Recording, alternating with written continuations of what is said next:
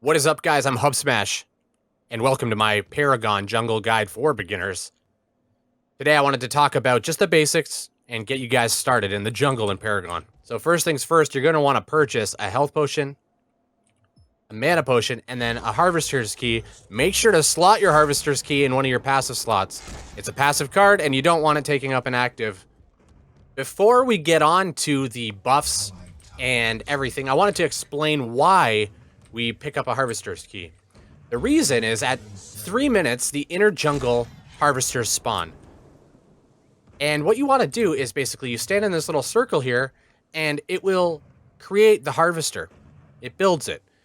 It builds it a lot faster because we have this harvester's key here, and it changes the default time, which I think is like 30 seconds or something, to 6 seconds. And so junglers tend to pick it up because they're in the jungle, and it makes sense for them to build the harvester.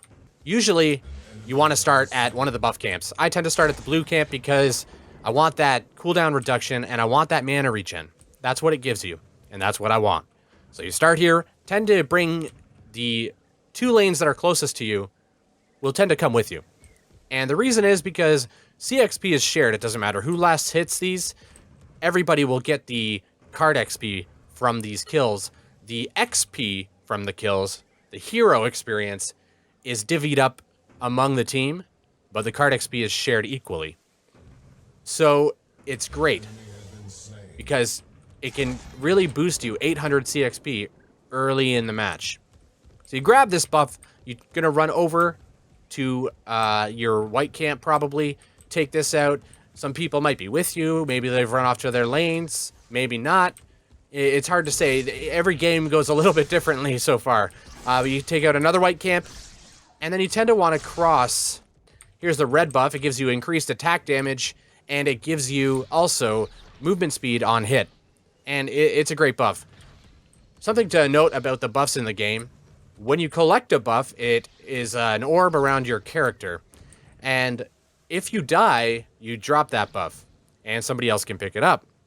Now, the buff will last for 2.5 minutes when somebody picks it up. What that means is if I drop it in mid lane, let's say I go to gank mid lane and I die and I drop my red buff, if somebody else picks that up, it's going to last the full 2.5 minutes on that other person. It doesn't decrease in duration or anything like that. So it can end up getting transferred a few times and lasting, 7.5, 10 minutes. And it's just something to keep in mind.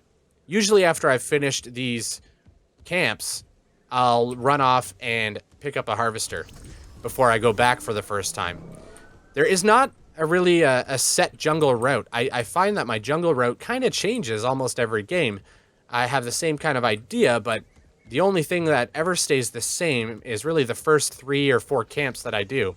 And so as I described earlier, I usually start at the blue buff. I'll take out a white camp beside it, the other white camp beside it, and then I'll run into mid for a gank if I can find one there.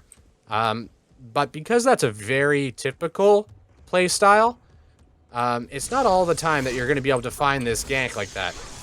He's level 4, bot Severog, so I'm just going to ignore him, but it's not often that you'll be able to catch that gank unless you're playing at, you're playing versus a mid laner who is fairly new to the game.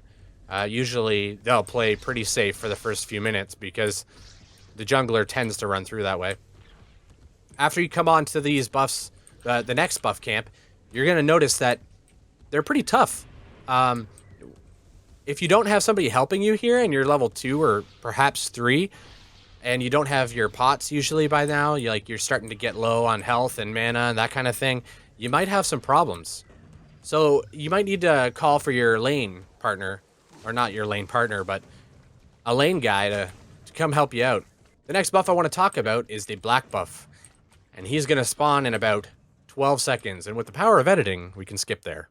Now that we've time traveled in the black buffs here, this guy gives increased attack speed as well as bonus tower damage. He's a lot stronger than the red and the blue buffs, and he spawns at 7 minutes, and he also increases in strength every time he's taken out. So you could probably solo this guy around level 7 or so, but he's tough. So you're going to sit here just whacking on him for quite a while. You tend to want to bring 2 or 3 people with you. because it's just you're just pretty vulnerable when you're sitting here smashing this guy for that length of time. The final buff that I want to talk to you about is Big Purple. Look at that guy in all of his purple glory. When you kill this guy, he drops the purple orb. And the purple orb is the prime orb. I don't know what this guy's called, but he drops what's called the prime orb. And when the prime orb is deposited into the prime orb collector, I guess I'll call it, which I'll show you in just a second, it activates the prime helix card that you selected for your build. So there are the 3 prime helix cards that you select, and it activates it automatically. And you can see here in my build up here, I have the Centurion. It gives me max health and damage bonus. It activates automatically as soon as your team collects this orb and deposits it. So here is the other team's prime buff receptacle. I don't know what to call this thing. This is where they place it. They come up here, they run onto this. The person that has the buff runs onto this, and it will basically activate the orb prime or the OP buff on their entire team that's alive. Something to note, the person that's carrying this can drop it by hitting the B button. Once they hit B, they'll drop the prime buff, just in case somebody accidentally picks it up that didn't want to have it. Like, let's say your carry has it and you don't want them to have it. They can just hit B and they'll drop it, and then like a Grux or something more tanky like Rampage or Steel could pick it up. That's the ideal situation, or even Muriel's a pretty decent one. I'm not sure the exact respawn timer on the purple buff, but I know that he starts around the 8-minute mark, 7 or 8 minute mark. Might be the same as the black buff. The team that collects that buff can do tons of work. So you absolutely want to both defend that area, maybe try to keep a ward over there if you can.